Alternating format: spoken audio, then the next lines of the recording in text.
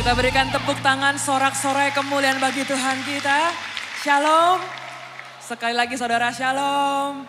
Happy Sunday, selamat hari Minggu. Sungguh saya percaya kita semua sudah merasakan kebaikan Tuhan, penyertaan Tuhan dalam hidup kita. Khususnya dalam seminggu ini saudara. Oleh karena itu hari ini mari bersama-sama bawa hati kita. Kita rindu memberikan yang terbaik. Kita mau bersekutu dengan Tuhan. Haleluya.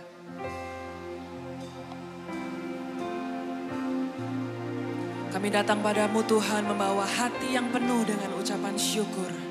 Sebab kami tahu kami punya Tuhan yang baik. Kami punya Tuhan yang setia. We thank you Lord.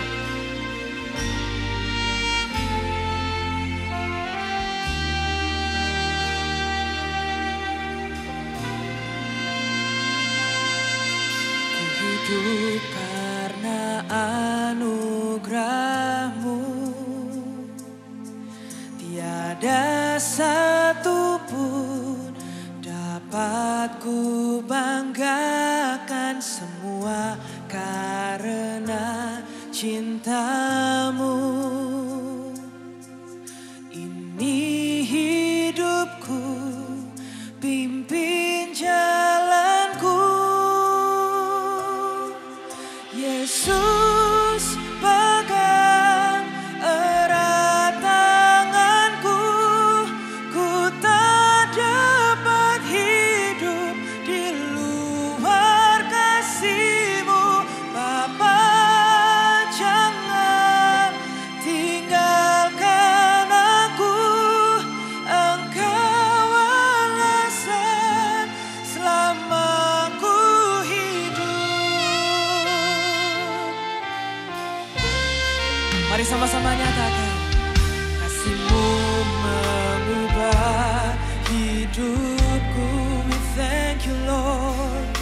Kau memilihku, selamatkan hidupku, semua karena cinta-Mu. Ini hidupku, pimpin jalanku. Mari angkat tanganmu tinggi. Yesus pegang erat tanganku, ku tak dapat hidup di luar kasih-Mu. Bapa, jangan tinggalkan aku, Engkau alasan selama ku hidup. Apapun yang terjadi dalam kehidupan kami Tuhan, apapun masalah yang sedang kami hadapi saat ini, sungguh kami mau nyatakan siang hari ini, kami percaya kami punya Tuhan yang setia. Kami percaya kami punya Tuhan yang memegang erat tangan kami. Mari yang percaya sama-sama bangkit berdiri. Dan dalam hadirat-Nya, angkat kedua tanganmu, nyatakan bersama. Yesus pegang erat tanganku, ku tak dapat hidup di luar kasih-Mu. Bapa, jangan tinggalkan aku, Engkau alasan selama ku hidup. Sama-sama panggil namanya, Yesus pegang erat tanganku, ku tak dapat hidup di luar kasih-Mu. Bapa, jangan tinggalkan aku, Engkau alasan selama ku hidup. Engkau alasan selama ku hidup. Engkau alasan selama ku hidup. Kita berikan tepuk tangan sorak-sorai. Kemuliaan hanya bagi Yesus.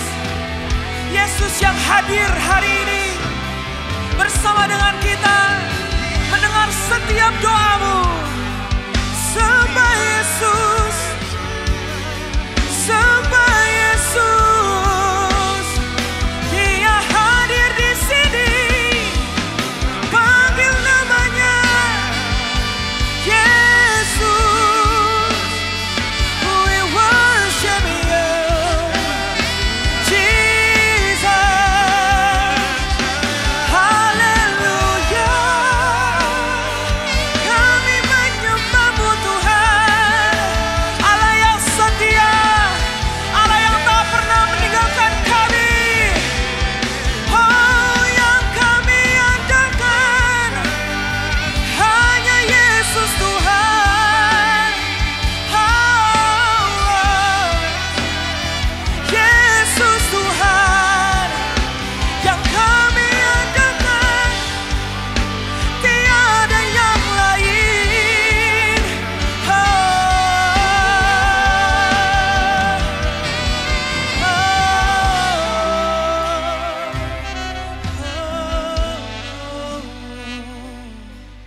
Hallelujah, we worship you, Jesus. Sungguh siang ini Tuhan, hati kami penuh dengan ucapan syukur, penuh dengan sukacita, penuh dengan damai sejahtera. Sebab kami tahu apapun yang terjadi dalam kehidupan kami punya Tuhan yang senantiasa bersama dengan kami. Kami percaya bersama dengan Engkau Tuhan, kemenangan demi kemenangan akan menjadi milik kami. Dan kami rindu Tuhan biar lewat kehidupan kami, nama-Mu boleh dipermuliakan. Terima kasih Tuhan, sebentar kami rindu memuji dan menyembah Engkau lebih lagi. Dan biarlah Tuhan kerinduan kami hanyalah untuk menyenangkan hati-Mu. Di dalam nama Tuhan Yesus, semua yang percaya sama-sama katakan, amin. Sekali lagi berikan sorak-sorak paling meriah buat Tuhan kita. Haleluya.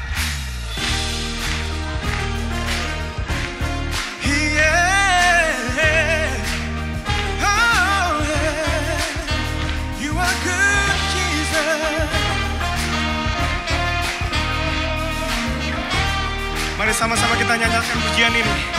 Katakan. Lord, we know where our help comes from. It's not by might or by what we've done. Because all of our battles He has already won. Lord, we know where our help comes from. Amen. Lord, we know where our help comes from. It's not by might or by what we've done. Because all of our battles He has already won. Lord, we know, yeah. Sama-sama kita nyatakan sekali lagi. Our God is bigger than the giant. Come on. Our God is greater than the mountain. Our God is reigning over all the earth. He's the Lord God Almighty. Yeah. Sama-sama nyatakan sekali lagi. Lord, we know how we overcome. It's through your word and it's by your blood. So we stand in faith, Lord. Come on. Lord, we know how we overcome. Say, our God is bigger than the giant. Say, our God is greater than the mountain. Our God, yeah, is reigning over all the earth. He's the Lord God Almighty. Boleh sambil bertepuk tangan? Kita mau puji Tuhan lebih lagi. Sama-sama nyatakan. He's roaring like a lion, with His spirit like a fire. No one better, no one higher. He's a great I am. He's moving with His power as our praises getting louder. No one better, no one higher. He's a great I am. He's moving, yeah, with His spirit like a fire. Jesus, great I am. He's moving with His power as our praises getting louder. No one better. no one higher. He's a great I am. Say, he's a great I am. One more time, he's a great I am. Come on. Our God is bigger than the giant. Say our God is greater than. One more time, say our God is bigger than the giant. Yeah, our God is reigning around the mountain. Our God is reigning over all the earth. He's the Lord God Almighty. Say, he's the Lord God Almighty. One more time, say, he's the Lord God Almighty. Yeah. Hallelujah. Boleh berikan tepuk tangan sekali lagi yang terbaik buat Allah kita, Tuhan Yesus Kristus. Haleluya. Let's praise Him more.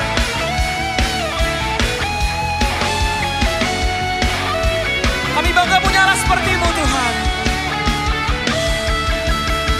Besarlah Tuhan dan layak dipuji. Besarlah namanya, kekallah kuasanya. Aman berlindung dalam naungannya. Dia Allah bagi kita, di pihak kita. Serukan, terpujilah Tuhan, terbukti kuasanya. Dia telah menunjukkan kasih-Nya pada kita, sebab Tuhan telah bangkit menyayangi kita. Terpujilah Tuhan, terpuji namanya, Yesus Allah perkasa. Sorak-sorai bagi Dia, Allah yang perkasa. Mari dengan segenap hatimu saudara, nyatakan, besarlah Tuhan dan layak dipuji. Besarlah namanya, kekallah kuasanya. Aman berlindung dalam naungannya. Dia Allah bagi kita. Lambaikan tanganmu tinggi bagi Yesus. Terpujilah Tuhan, terbukti kuasanya. Dia telah menunjukkan kasih-Nya pada kita, sebab Tuhan telah bangkit menyayangi kita. Terpujilah Tuhan, terpuji namanya, Yesus Allah perkasa. Kita punya Tuhan yang hebat, kita punya Tuhan yang perkasa, yang bangga memiliki Tuhan Yesus Kristus. Boleh sama-sama tepuk tangan saudara. Come on.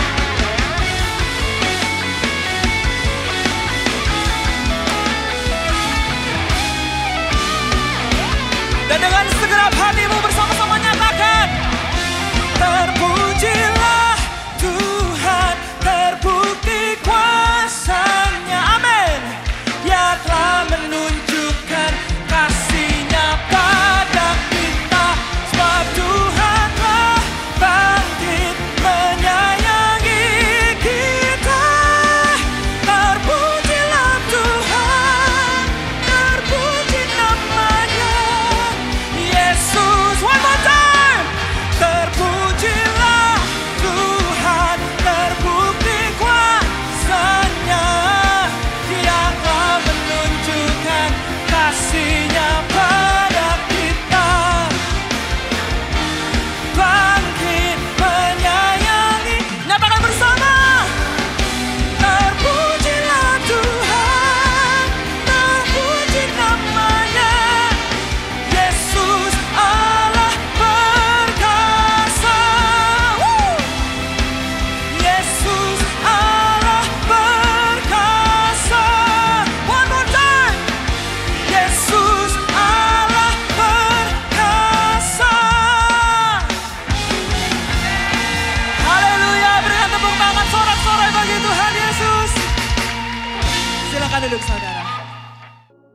Shalom jemaat yang dikasihi Tuhan, saya Grace Kelly, senang dapat menjumpai saudara untuk menyampaikan informasi serta kegiatan yang terdapat di NDC yang kami rangkum dalam NDC News. Puji Tuhan, hari ini di NDC Central Park dilaksanakan sakramen baptisan air. Kami mengucapkan selamat hidup baru kepada saudara-saudara yang mengambil keputusan mengikuti Yesus dan dibaptis. Gunakan aplikasi NDC untuk mengetahui jadwal ibadah dan melakukan seat booking. Ikuti Revival Night setiap Senin, Rabu, dan Jumat pukul 20 di YouTube channel NDC. Renungkanlah firman Tuhan melalui Revive dan Revive Talks yang tersedia di platform media sosial dan aplikasi NDC. Ibadah Usia Indah Kamis 27 Juli pukul 10 bertempat di NDC Greenfield. Saudara akan dilayani oleh Pastor Petrus Handoyo. Persepuluhan dan persembahan dapat diberikan dengan melakukan scan kode Kris NDC menggunakan beberapa aplikasi berikut ini. Dapat juga diberikan melalui kotak persembahan, melalui transfer bank ke rekening BCA, menggunakan mesin EDC BCA yang terdapat di counter, atau melalui website dan aplikasi NDC di menu giving. Mari bawa persembahan kita kepada Tuhan dengan hati yang bersyukur.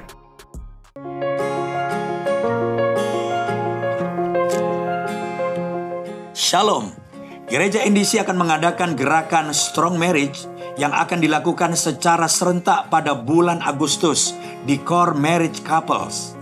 Melalui gerakan ini, gereja memiliki kerinduan untuk memperlengkapi pernikahan setiap jemaat agar menghasilkan pernikahan yang kuat, berdampak, dan menjadi berkat.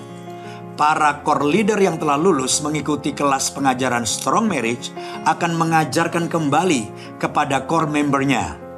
Setiap pasangan suami istri yang mengikuti gerakan ini masing-masing wajib memiliki buku Strong Marriage.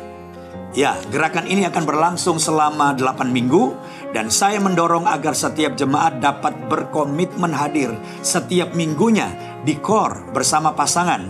Karena selain diperlengkapi juga akan ada questionnaire dan challenge setiap minggunya. Saya percaya semua jemaat yang mengikuti gerakan Strong Marriage pasti pernikahannya akan disegarkan kembali dan pernikahannya pasti diberkati. God bless you.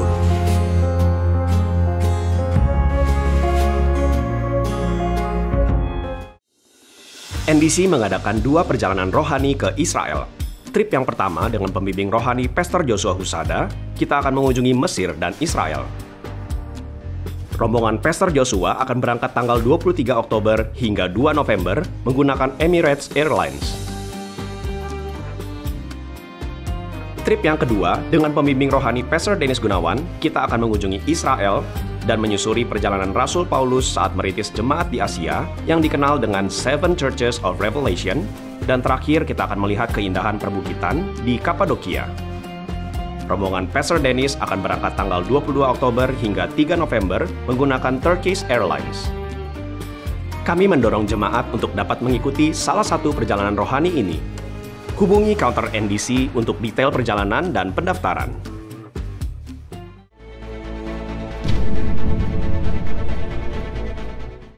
Ikuti Encounter Night pada Rabu 26 Juli pukul 19 bertempat di NDC Living World yang terbuka bagi jemaat umum. Berikut hotline NDC yang dapat dihubungi jika saudara membutuhkan pelayanan dari gereja.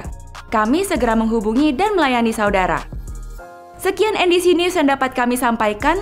Terima kasih atas perhatian Anda dan Tuhan Yesus memberkati. Bersama-sama bawa hatimu, kita mau datang menyembah Dia. We worship you, Jesus. Satu kerinduan kami, Tuhan, meninggikan Engkau, menyembah Engkau untuk selama-lamanya.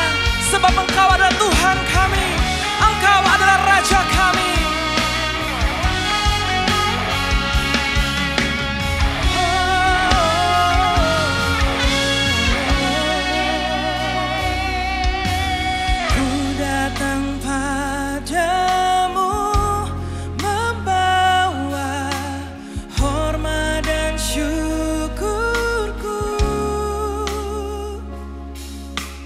Kaulah kebanggaan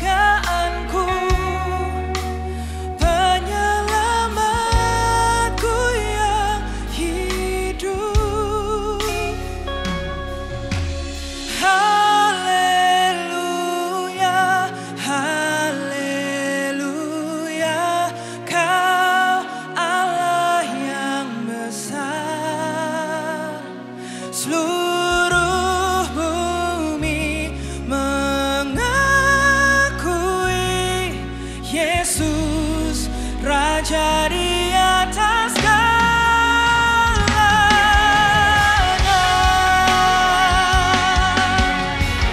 Mari sama-sama pujikan saudara. Ku datang padamu membawa hormat dan syukurku. Engkaulah kebanggaan hidup kami Yesus. Kaulah kebanggaanku, penyelamat. Mari sama-sama bangkit berdiri saudara. Angkat tanganmu tinggi, nyatakan haleluya, haleluya. Kau Allah yang besar, seluruh bumi mengakui Yesus Raja di atas segalanya. Haleluya, haleluya.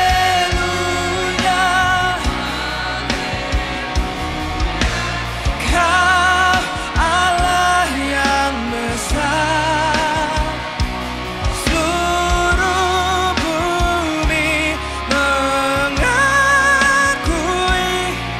Yesus Raja di atas segalanya.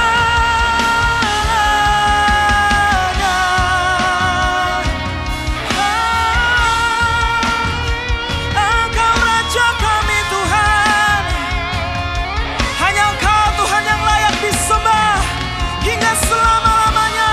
Dengan segenap hati kami, dengan segenap kekuatan kami.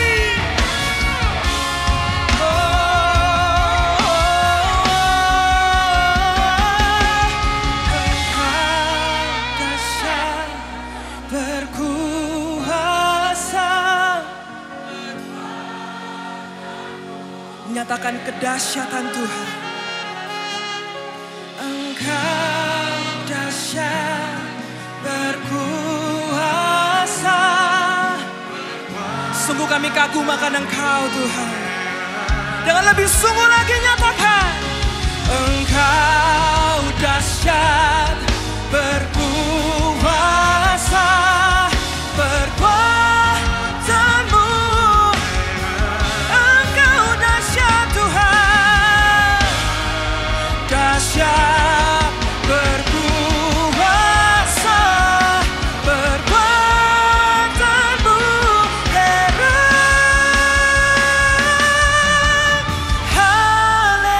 Haleluya, haleluya. Engkau Allah kami yang besar, seluruh bumi mengakui Yesus Raja di atas segalanya.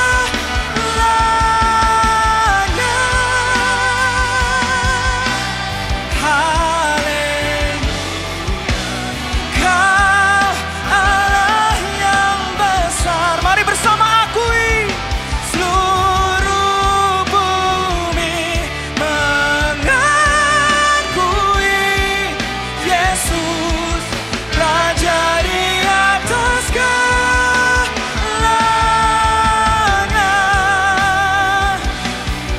Yesus Raja di atas segalanya, Raja di atas segalanya. Sorak-sorai bagi Yesus, Jesus, we worship you. Engkau satu-satunya Allah kami, Engkau satu-satunya yang layak menerima pujian kami, sembah kami. Yesus, Yesus Tuhan. Mari sembah Dia, mari tinggikan namanya. Yesus hadir di sini. Engkau Raja kami, dan Engkau mengasihi kami. Tuhan. Kami rindu menyenangkan hati-Mu. Jesus.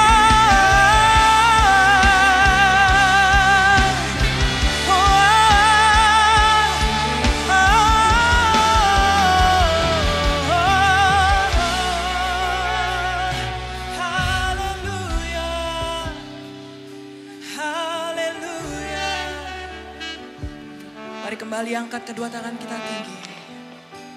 Dan dengan segenap hatimu nyatakan. Haleluya.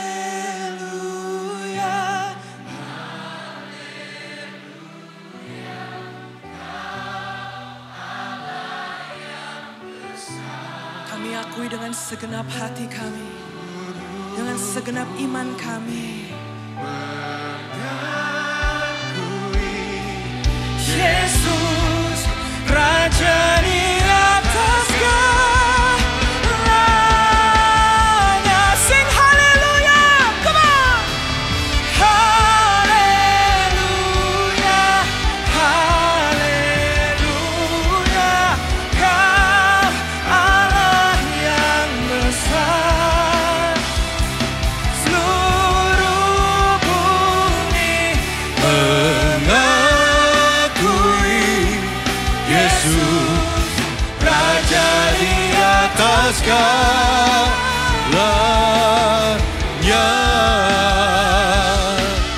Yesus, Raja di atas segalanya.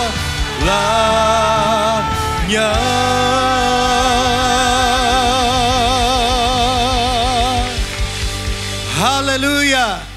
Seluruh dunia akan mengakui bahwa Engkau Yesus satu-satunya Raja di atas segalanya. Dan kami bersyukur karena Raja di atas segala Raja itu hadir bersama dengan kami di tempat ini. Dan kami percaya ketika Engkau hadir, kuasa-Mu juga hadir dan melawat setiap kami. Dan kami akan pulang tidak sama dengan ketika kami datang. Tuhan, kami persiapkan seluruh keberadaan kami, berfirman kepada kami, urapilah hamba-Mu dan pakailah hamba-Mu Tuhan, untuk boleh menyalurkan isi hati-Mu bagi kami semua. Dalam nama Yesus kami berdoa dan kita semua katakan, amin, amin, haleluya. Silakan duduk Bapak Ibu Saudara, shalom.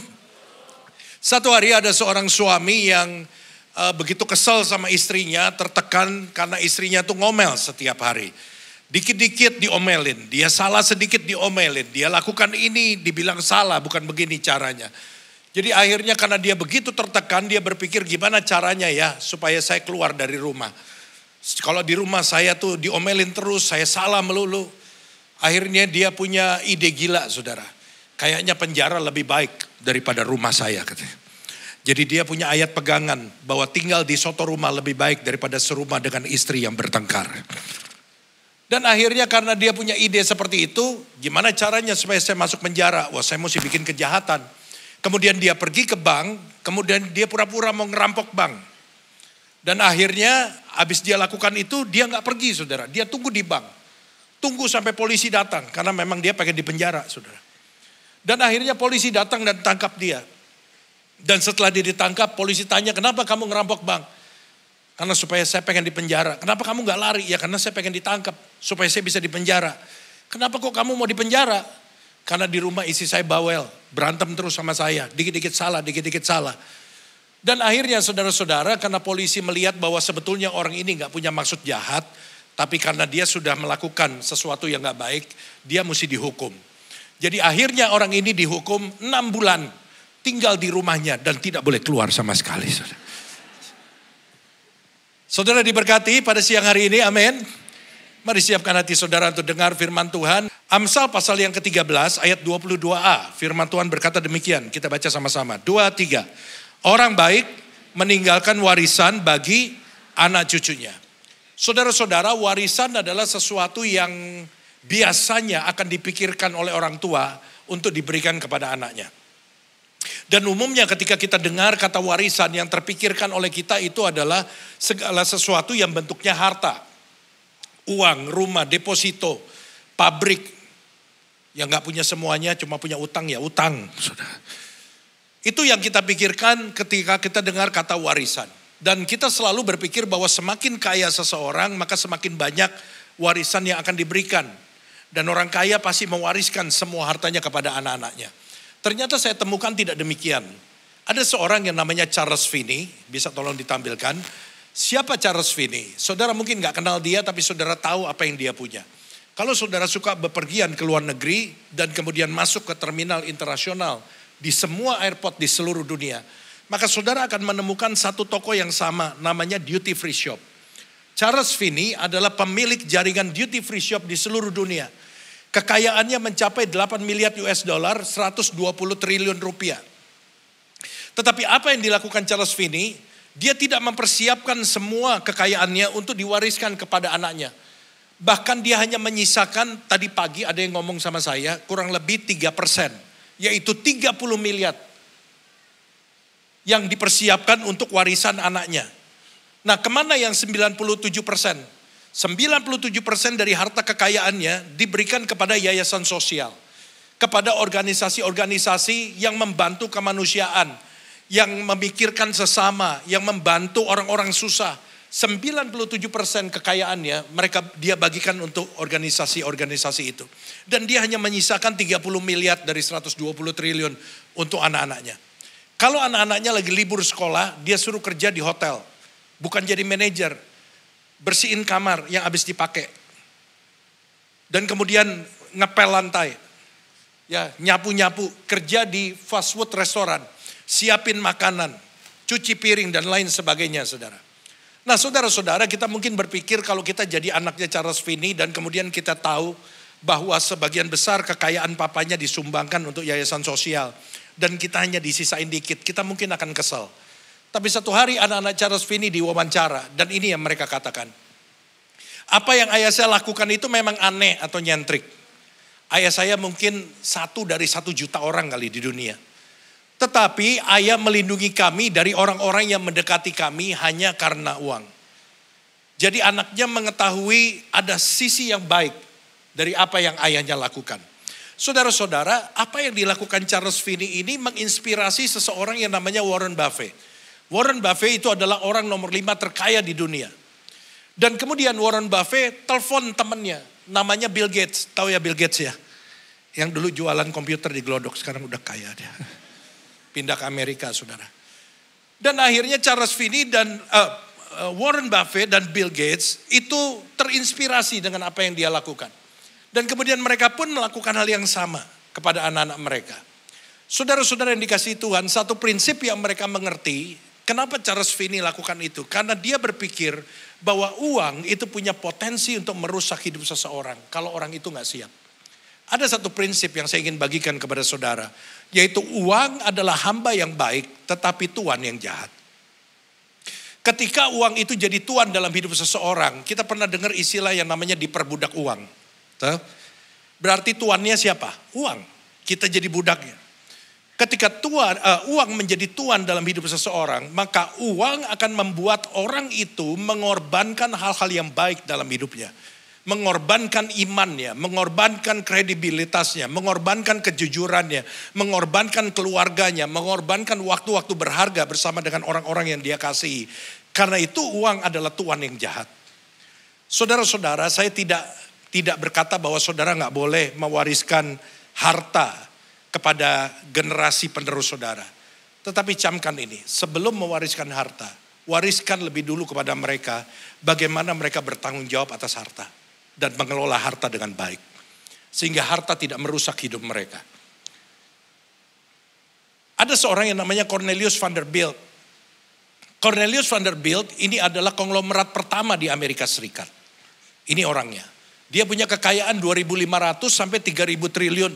Dan itu uang semua, gak campur sama karet gerang.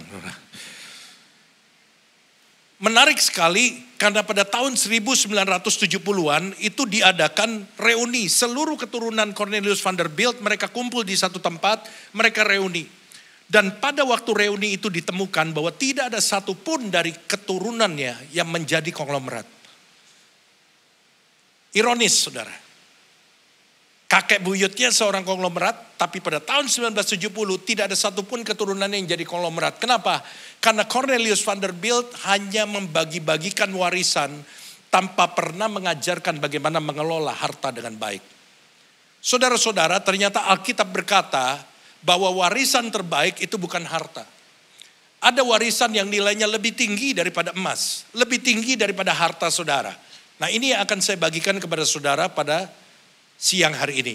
Namun sebelumnya mari kita melihat satu definisi tentang warisan, legacy yang saya mau share sama saudara. Legacy is not leaving something for people, it's leaving something in people. Kalau saudara meninggalkan sesuatu untuk orang lain, entah itu rumah, harta, mobil, perusahaan, dan lain sebagainya, hal-hal seperti itu bisa hilang. Benar gak? Halo? Bisa habis.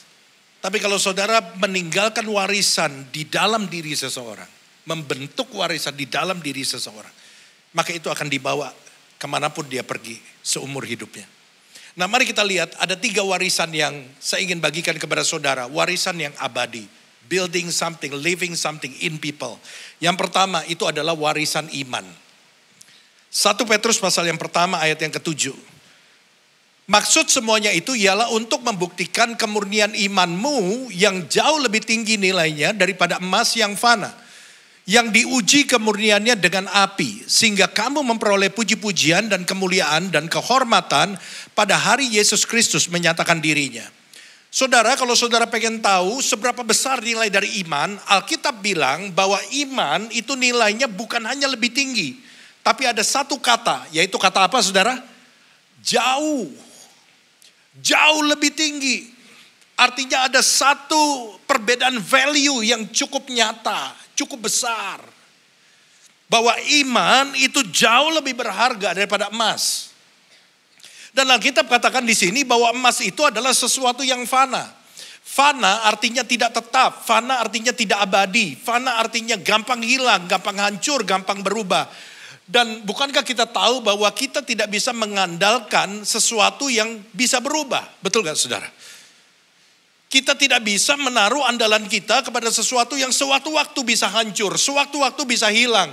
Tapi kita mau mengandalkan kepada sesuatu yang settle, yang tidak berubah, yang abadi. Dan Alkitab berkata bahwa gak ada sesuatu di dunia ini yang abadi. Anda gak bisa ngandalin iman Anda kepada harta Anda. Anda gak bisa ngandalin iman Anda kepada anak Anda. Anak kita bukan andalan kita. Jabatanmu gak bisa diandalkan karena itu bisa hilang sewaktu-waktu. Tapi Alkitab beritahu kepada kita ada satu yang tidak pernah berubah.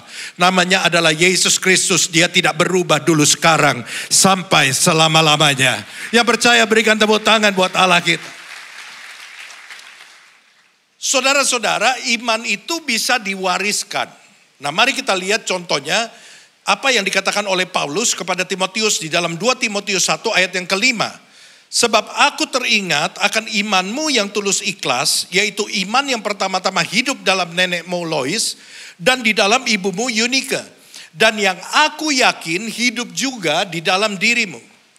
Saudara-saudara, jadi Paulus melihat bahwa iman Timotius itu adalah warisan dari ibunya yang namanya Eunike. Dan iman ibunya itu adalah warisan dari neneknya yang namanya Lois, saudara. Nah, ini satu gambaran warisan iman. Tapi saya perlu jelaskan bahwa warisan iman itu bukan sesuatu yang terjadi otomatis, saudara. Oh, papanya pelayan Tuhan, anaknya pasti takut Tuhan. Belum tentu. Oh, papanya pendeta, pasti anaknya hidupnya dalam iman. Belum tentu, saudara. Dan saudara tahu itu, betul gak, saudara? Ada banyak kita tahu juga anak-anak pelayan Tuhan yang hidupnya juga gak karu-karuan, ada. Jadi warisan iman itu bukan sesuatu yang terjadi automatically. Tetapi apa yang dimaksud dengan warisan iman? Warisan iman maksudnya adalah apa? Iman itu adalah hasil pengaruh dan pembentukan orang tua kepada anak-anaknya. Jadi pengaruh dan pembentukan iman orang tua kepada anak-anaknya. Itu yang saya maksudkan warisan iman, saudara. Saudara-saudara, tahun 1900 itu pernah diadakan satu comparison, perbandingan antara 2 orang sahabat. Yang pertama namanya adalah Jonathan Edwards. Temannya siapa nanti saya sebutin. Jonathan Edwards itu lahir dari keluarga hamba Tuhan. Dia pun menjadi seorang hamba Tuhan. Dia melayani KKR dan kemudian dia menikah dengan seorang wanita yang takut akan Tuhan dan mereka punya anak. yang dididik dalam iman. Setiap pagi Jonathan Edward itu bangun jam 4 pagi. Dan dia mulai nulis khotbah, baca Alkitab, tulis artikel rohani untuk surat kabar. Dan sesibuk-sibuknya Jonathan Edward melayani, dia nggak pernah kehilangan waktu untuk berada bersama dengan anak-anaknya. Saudara-saudara, pada waktu diselidiki 929 keturunannya, maka inilah keturunan daripada Jonathan Edward. Banyak di antara mereka yang menjadi profesor, jadi penginjil, misionaris, jadi pengacara, jadi anggota kongres, bahkan ada yang jadi wakil presiden Amerika Serikat. Dan tidak ada satu orang pun yang membebani negara dengan hutang. Nggak ada yang pernah melakukan tindak kejahatan. Kemudian mereka menyelidiki teman dari Jonathan Edward. Namanya adalah Max Hughes. Max Hughes ini adalah seorang ateis yang gak percaya Tuhan. Dan dia menikah dengan seorang wanita yang juga gak percaya Tuhan. Waktu mereka punya anak-anak mereka seringkali pengen pergi ke sekolah minggu, tapi Max Hughes tidak pernah mengizinkan anak-anaknya ikut sekolah minggu. Max Hughes menjadi seorang pemabok, hidupnya gak karu-karuan, gak pernah punya pekerjaan tetap. Nah dia punya 1026 keturunan, dan inilah daftar keturunannya. Ada banyak orang yang menjadi penjahat, gelandangan, pernah dipenjara, menjadi pelacur, saudara, pencuri dan lain sebagainya. Bahkan mereka semua ketika diselidiki telah merugikan negara, membebani negara dengan hutang 1,2 juta dolar. Kalau dipenjara kan mesti dikasih makan pakai uang negara. Saudara-saudara yang dikasih Tuhan, dari sini kita bisa melihat bahwa iman orang tua itu sangat berpengaruh di dalam pertumbuhan iman seorang anak.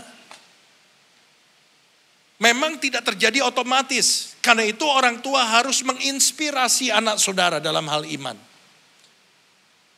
Bukan sesuatu yang terjadi automatically. Nah banyak bapak-bapak bilang begini sama saya, Pak kalau perkara iman mah itu urusan istri lah Pak.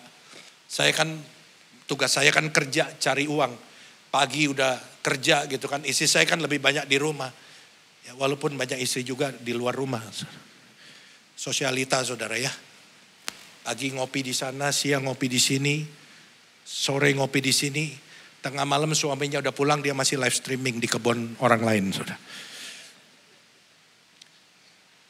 Tapi banyak bapak-bapak berkata bahwa iman itu urusan isi saya, tugas saya cari kerja. Mari kita lihat apa kata Alkitab kepada kita sebagai bapak. Efesus 6 ayat 4. Dan kamu bapak-bapak, janganlah bangkitkan amarah di dalam hati anak-anakmu, tetapi didiklah mereka di dalam ajaran dan nasihat Tuhan. Tugasnya siapa?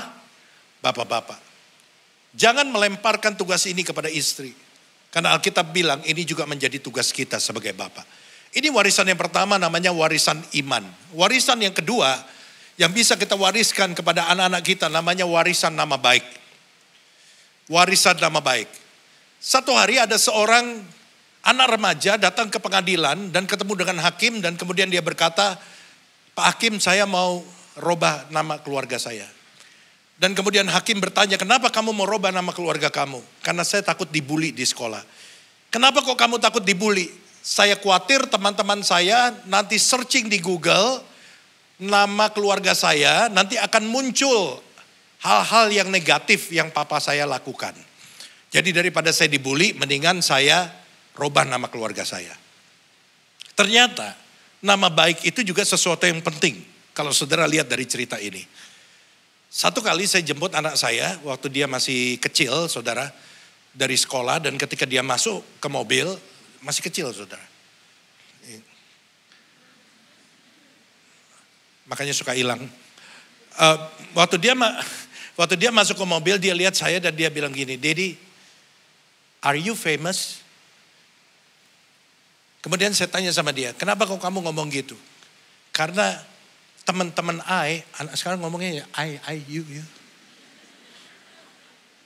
Saya pertama kali gak bisa terima saudara anak saya ngomong saya pikir kalau saya dari dulu ngomong sama papi saya, you mau kemana you?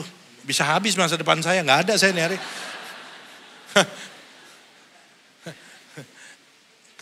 Saudara ketemu saya di Taman Pemakaman Joglo kali saya. Tapi anak sekarang kan begitu, saya jadi mesti adaptasi. Saya pertama-tama terganggu, aduh ini anak gue kemplak juga ngomong ayo. Tapi akhirnya saya bisa adaptasi lah. Karena dia bilang gini, Daddy karena teman-teman itu bilang sama saya, sama papi-papinya mereka tuh kenal sama you. Saya nggak langsung senang saudara. Karena saya sadar untuk jadi terkenal tuh bisa karena berbagai sebab. Saudara mesti tahu ada perbedaan antara famous dan notorious. Famous, saudara terkenal karena sesuatu yang baik. Tapi notorious, saudara terkenal karena sesuatu yang jahat, yang buruk yang saudara lakukan. Nah saya masalahnya nggak tahu ini orang-orang kenal saya karena famous atau notorious. Dan saya berpikir kalau orang tuanya, teman-temannya, anak saya kenal saya karena sesuatu yang nggak sengaja saya lakukan dan itu sifatnya notorious, kasihan anak saya. Karena itu saudara-saudara, nama baik adalah warisan yang penting. Alkitab berkata dalam Amsal 22 ayat 1a, mari kita baca sama-sama. 1, 2, 3. Nama baik lebih berharga daripada kekayaan besar. Waktu saudara baca ayat ini, apakah saudara setuju dengan ayat ini? Nggak usah dijawab, nanti bohong. Jawab dalam hati aja. Apakah saudara setuju dengan ayat ini bahwa nama baik buat saudara itu lebih berharga daripada kekayaan? Saudara perlu pertanyakan ini. Saudara perlu menjawab pertanyaan saya ini dalam hati saudara. Seandainya ada dua pilihan. Yang pertama mengorbankan kekayaan demi nama baik. Atau mengorbankan nama baik demi mendapat kekayaan, mana yang saudara pilih? Jawab dengan jujur dalam hati saudara. Kenapa saya minta saudara jawab dengan jujur?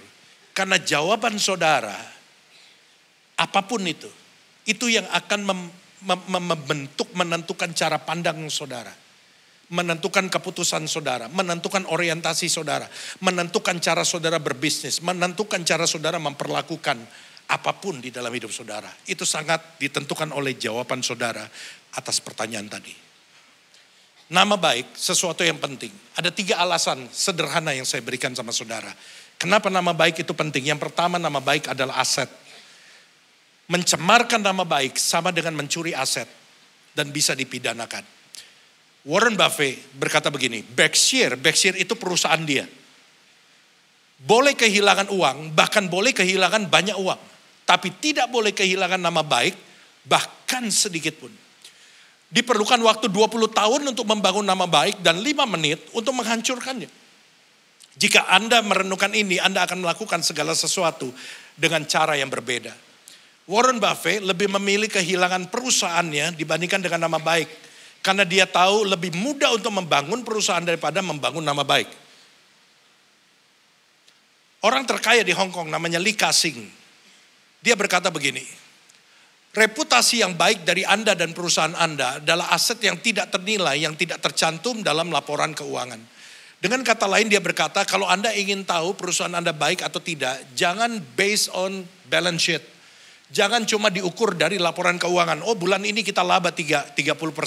Tahun ini kita laba 50%. No. Kata Lee Ka-sing, go out dan tanya sama orang. Kalau kamu dengar nama ini, pemilik perusahaan ini, apa pandangan kamu? Menurut kamu orang ini seperti apa? Menurut kamu siapa dia? Menurut kamu orang ini karakternya bagaimana? Kalau orang itu bilang, oh ini orangnya baik, orangnya murah hati, dia suka membantu orang lain, dia gak pernah bikin susah orang lain. Lee Ka-sing bilang perusahaanmu baik. Bukankah banyak orang yang kaya, yang punya banyak perusahaan, yang punya banyak gedung-gedung bertingkat. Yang kaya raya, tapi ketika kita dengar namanya, banyak orang kesel dengar namanya, betul gak? Karena mereka tahu bahwa dia membangun kekayaan dia di atas penderitaan orang lain. Menurut Lee Ka-sing, your corporation is not good. Bukan diukur dari balance sheet. Nama baik itu penting karena nama baik itu aset. Yang kedua, nama baik itu penting karena nama baik itu adalah kepercayaan. Nama baik adalah jaminan. Kalau saudara punya nama baik, saudara ngurus apapun gampang. Betul gak saudara? Saudara punya track record yang bagus di bank. Saudara gak pernah nunggak ketika bayar loan. Saudara mau pinjam loan lagi gampang.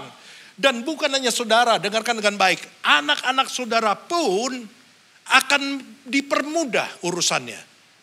Kalau saudara punya nama baik. Anak saudara datang ke bank. Terus petugas banknya bilang sama manajernya, Pak ada yang mau pinjam duit Pak loan. Siapa? Itu anaknya Pak Budi. Pak Budi yang mana? Yang itu loh nasabah. Oh ya, udah kasih aja lah. Bapaknya baik. Pak ada yang mau pinjam duit siapa? Anaknya Pak Anton. Keluarin anjing belacak, keluarin. Taruh satpam 15 di depan. Kalau Anda punya nama baik Anda bisa jadi jaminan. Mempermudah untuk urusan apapun. Dan yang ketiga, nama baik itu memberikan kedamaian. Anda mau hidup damai, bangunlah nama baik. Bukan membangun kekayaan, sebab orang kaya belum tentu punya nama baik. Halo, kalau saudara, mungkin saudara bukan orang kaya, tapi saudara suka nolong orang, saudara suka memberi bantuan. Di masa pandemi kemarin saudara banyak memberikan bantuan sama orang-orang yang saudara gak kenal. Orang-orang yang saudara gak tahu. Gak usah heran kalau saudara adalah orang yang suka menyebarkan bantuan. Satu hari saudara ketemu orang senyum-senyum sama saudara. Saudara mungkin gak kenal sama dia. Tapi orang yang terima bantuan gak akan melupakan saudara seumur hidupnya. Ada orang senyum-senyum sama saudara. Sebelum saudara balas senyum, pastikan di belakangmu gak ada orang lain. Untuk memastikan bahwa dia senyum sama saudara, bukan sama orang di belakang saudara. Nama baik itu memberikan kedamaian. Nah, sebelum kita lanjut ke poin yang terakhir, ada sesuatu yang pasti terjadi. Bahwa nama baik atau buruk pasti diwariskan kepada anak kita. Kita gak bisa menghindari ini. Tapi kita bisa memilih mana yang mau kita wariskan. Kita gak bisa menghindari bahwa nama itu pasti akan diwariskan. Tapi kita bisa memilih dan menentukan mana yang kita mau wariskan kepada anak kita. Yang ketiga, yang terakhir, warisan karakter. Ini yang ketiga. Karakter itu apa sih? Karakter itu adalah pola pikir, perasaan, tingkah laku berdasarkan prinsip yang saudara hidupi tiap hari. Sesuatu menjadi kebiasaan atau karakter itu gak akan terjadi tiba-tiba. Benar gak saudara? Tapi sesuatu itu menjadi karakter karena saudara hidupi dan lakukan hal yang sama setiap hari berulang-ulang. Sehingga pada satu titik saudara gak perlu mikir untuk lakukan itu. Baik itu hal yang buruk, baik itu hal yang baik. Contoh, pertama kali bohong, saudara takut. Betul gak? Aduh gue bohong nih. Ya kan? Saudara rasa dosa, takut dihukum Tuhan. Tapi Tuhan gak hukum saudara. 2 kali bohong, takut juga. Aduh, jangan-jangan nih kali Tuhan hukum gue. Banyak orang Kristen berpikir bahwa Tuhan tuh hobi hukum gitu loh.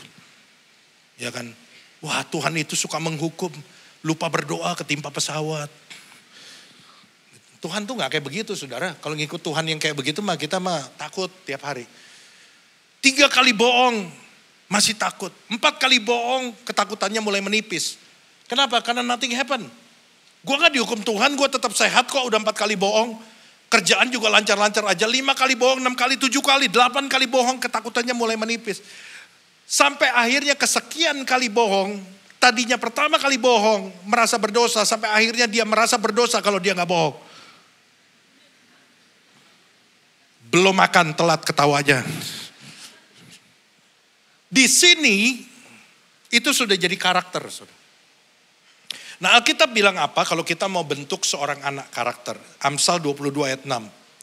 Didiklah orang muda menurut jalan yang patut baginya, maka pada masa tuanya pun ia tidak akan menyimpang daripada jalan itu. Kata orang muda dalam ayat ini memakai kata nara. Nara itu artinya anak-anak. Jadi kalau mau mendidik karakter seseorang itu pada waktu masih anak-anak. Waktunya gak panjang. Pernah diadakan satu penelitian oleh James Wilson dan Richard Heinstein. Mereka meneliti kenapa seseorang berbuat jahat. Mereka mensurvei puluhan ribu orang dan inilah kesimpulannya. Mereka bilang apa? Penyebab utama orang berbuat jahat adalah kurangnya pengajaran tentang moral di masa kanak-kanak usia 1-6 tahun. Halo, masa pembentukan seorang anak itu gak panjang. Banyak bapak-bapak berkata, Pak mumpung anak saya masih kecil, saya bisa tinggal-tinggal, saya kerja mati-matian lembur. Karena anak saya masih kecil. Salah, justru karena anakmu masih kecil, engkau harus ada di situ. Sebab saudara yang harus menuliskan nilai-nilai yang akan menjadi pegangan buat dia untuk dipegang seumur hidupnya. Karena waktunya cuma 6 tahun. Kita untuk membuat dasar nilai-nilai Seperti apa yang akan dipegang oleh anak kita. Kalau bukan kita yang nulis, maka orang lain yang terpaksa menuliskannya. Dan kita nggak tahu nilai-nilai seperti apa yang akan dituliskan. Dalam ilmu psikologi ada istilah namanya first degree. First degree adalah nilai yang ditangkap oleh seorang anak pada waktu dia masih belajar. Itu akan menjadi kebenaran yang dipegang seumur hidupnya. Waktu seorang anak masih kecil, dia belum tahu apa-apa. Dia lihat warna hijau dan kita bilang ini warna biru. Maka selamanya dia akan berkata bahwa hijau itu adalah biru. Betapa krusialnya masa anak-anak itu. Justru Anda gak boleh tinggalin dia. Saudara-saudara yang dikasihi Tuhan, sibuklah membangun karakter Anda. Sebab apa? Anda harus menjadi role model bagi anak Anda. Jangan sibuk membangun karisma. Karakter itu lebih penting daripada karisma. Sebab karisma yang Anda lihat itu belum tentu hasil dari karakter yang sesungguhnya. Tapi ketika Anda membangun karakter yang baik, let the charisma flows itself. Biarkan karisma itu muncul sendiri secara natural. Saudara-saudara, nilai yang kita mau ajarkan sama anak kita mesti pastikan bahwa kita melakukannya lebih dulu. Jangan sampai anak bingung, kita bilang kamu harus begini. Tapi dia lihat papanya tidak melakukan. Kamu harus baca Alkitab. Dia lihat bapaknya gak pernah baca Alkitab. Baca Alkitab itu penting. Tapi bapaknya gak pernah baca Alkitab. Sehingga anak bingung. Mana yang penting? Bisa ngerti maksud saya? Jangan ada double standard. Anak harus melihat bahwa apa yang dikatakan sama orang tuanya benar seperti yang dia lakukan. Satu kali ada pengendara mobil diberhentiin sama polisi. Dan kemudian pengendara ini bilang, Pak apa yang saya lakukan? Saya nggak lakukan sesuatu yang salah. Saya nggak melanggar batas kecepatan. Saya nggak melanggar lampu merah. Saya nggak parkir di tempat yang salah. Kenapa saya diberhentiin? Polisinya bilang gini, oh iya memang kamu nggak lakukan itu sih. Kamu nggak melanggar kecepatan. Kamu nggak melanggar lampu merah. Kamu juga nggak berhenti di tempat yang salah. Jadi kenapa saya diberhentiin? Iya tadi saya lihat, saya di belakang kamu gini ya. Saya lihat kamu tuh nyetir mobil ya, kalau ada mobil motong dikit, kamu teriak marah-marah, ngomong kasar. Terus kemudian ada nenek-nenek nyebrang pelan-pelan, kamu klaksonin gitu. Terus pengendara mobilnya jadi bingung, emang saya salah Pak begitu Pak? Emang melanggar? Polisinya bilang ya sebetulnya enggak sih. Cuma tadi waktu saya di belakang, saya lihat di mobil kamu ada stiker, Yesus cinta saya dan saya juga. Jadi saya pikir ini pasti mobil curian ya. Makanya saya pengen nyelidikin, saya berhentiin kamu. Saudara gak sesuai. Jangan sampai anak Anda melihat hal semacam itu dari saudara. Yang ngerti katakan amin. Prinsip yang harus saudara pegang adalah Anda tidak bisa membagikan apa yang Anda gak punya. Anda pengen anak Anda baca Alkitab, you do it first. Anda gak bisa mewarisi apa yang Anda gak punya. Kalau Anda ingin baca anak Anda demen doa, Anda harus mulai berdoa dulu. Dan listen to me, anak bukan pendengar yang baik, tapi dia peniru yang ulung. Banyak ibu-ibu bilang, aduh Pak saya stres, anak saya gak mau dengerin saya.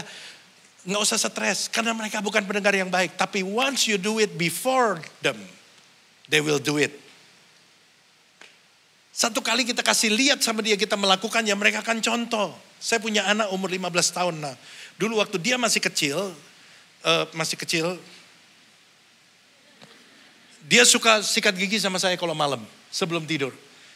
Siapa di sini yang kalau malam nggak pernah sikat gigi? Saya cuma mau kasih tahu Tuhan mau datang. Dan jangan sampai malaikat tutup pintu surga karena kebauan. Dia suka sikat gigi bareng dan satu kali ketika saya sama istri saya di kamar, kemudian kita dengar dia sikat gigi dan istri saya bilang apa? Persis seperti kamu yang lagi sikat gigi. Dan kemudian saya dengerin, iya loh, mirip. Cara anak saya buang reak. Kunci dasar, not balok. Intonasi, improvisasinya sama persis sama saya. Padahal saya gak pernah ngajarin dia. Gak pernah kita kalau mau buang reak, nada dasar dulu samain.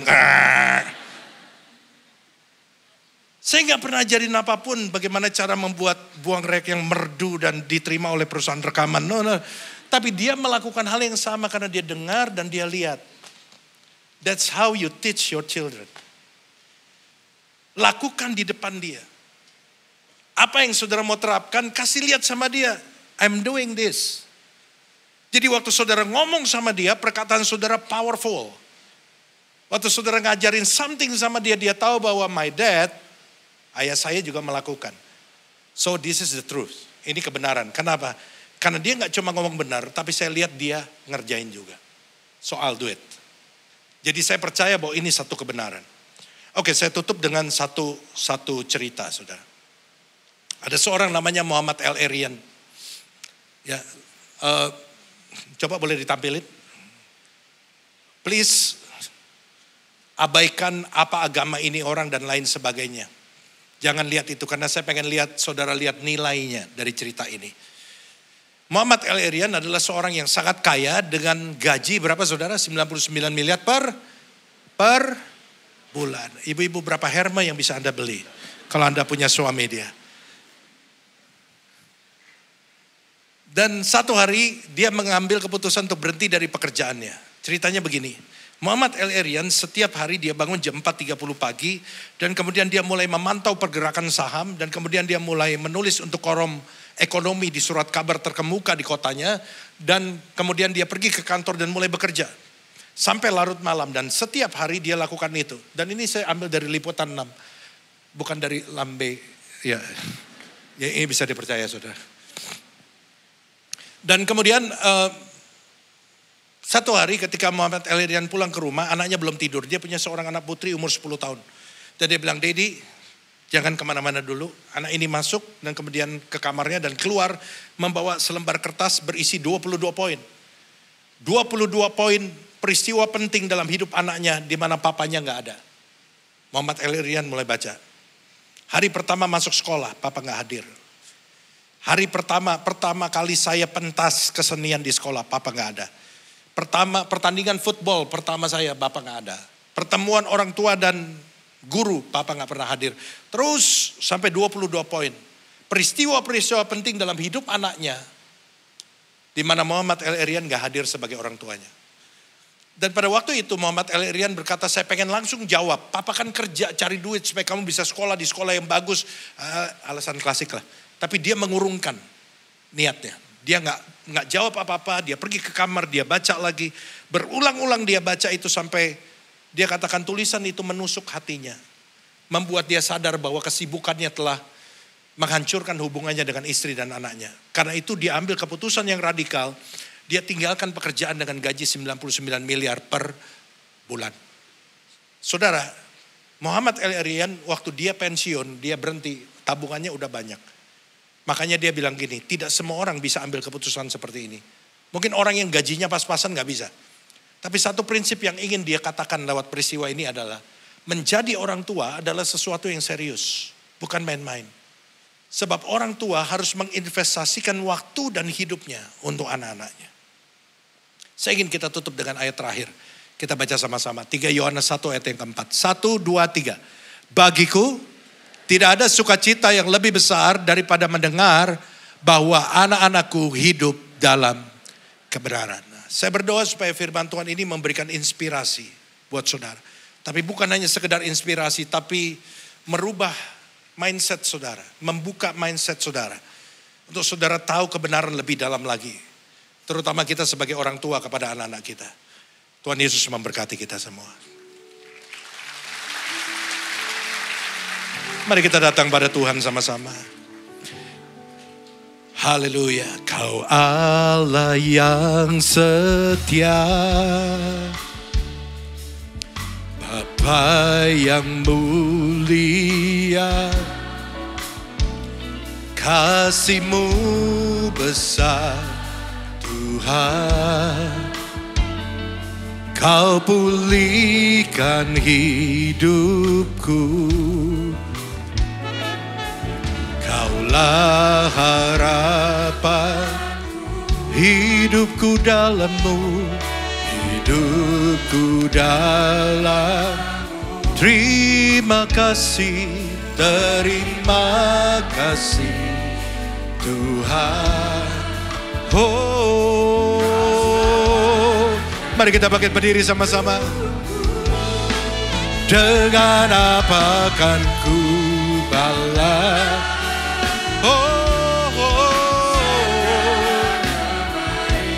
Kanmu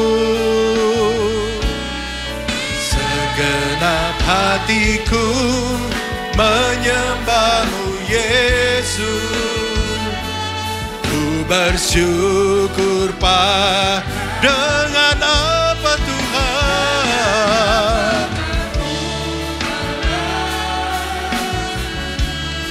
segala kebaikanmu, segenap hatiku, oh menyembahmu Yesus.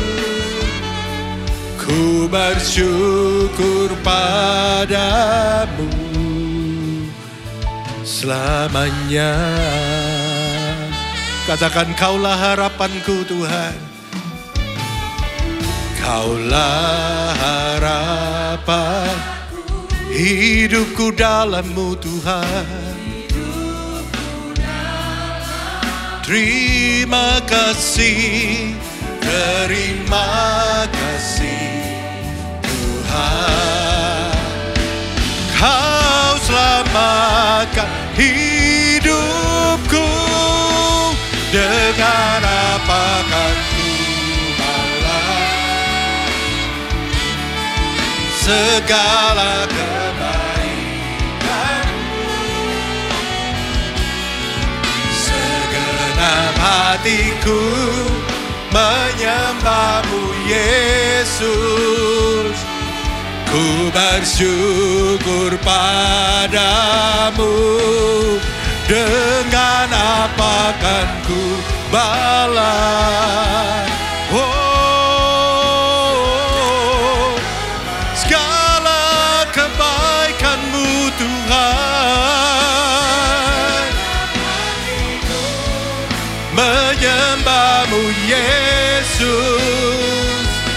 Ku bersyukur segenap hatiku, segenap hatiku menyembahmu Yesus. Ku bersyukur segenap hatiku, segenap hatiku menyembahmu Yesus. Ku bersyukur padamu selamanya.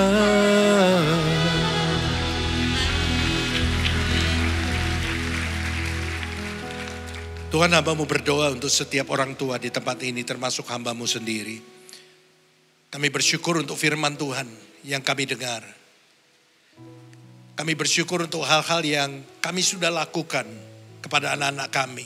Hal-hal yang benar. Dan kami minta ampun untuk hal-hal yang lalai kami lakukan. Dan kami mohon hikmat-Mu untuk hal-hal yang belum kami lakukan. Tolong kami Tuhan. Mampukan kami Tuhan untuk mendidik anak-anak kami sesuai dengan kebenaran firman-Mu. Sehingga kami bisa meninggalkan warisan yang abadi kepada mereka. Mereka akan jadi anak-anak yang kuat seumur hidup mereka. Karena kami meninggalkan warisan iman, nama baik dan karakter buat mereka semua. Tuhan, materaikan firman-Mu dalam hati setiap kami. Dan di dalam nama Yesus kami berdoa dan kami bersyukur. Dan kita semua yang percaya katakan sama-sama, amin. Silakan duduk, Tuhan memberkati kita semua. Ya, puji Tuhan, saya yakin percaya firman Tuhan yang sudah kita dengar pada sore hari ini memberkati setiap kita. Amin, saudara. Saudara diberkati, mari yang diberkati kita kasih tepuk tangan yang meriah buat Tuhan kita. Haleluya, terima kasih Pastor Jeffrey Rama, juga Ibu Jeffrey, Ibu Weni yang sudah sepanjang pagi sampai siang hari ini memberkati setiap kita lewat firman Tuhan yang luar biasa. Baik saudara, kita akan akhiri ibadah ini. Saya undang saudara untuk bangkit berdiri, kita mau berdoa.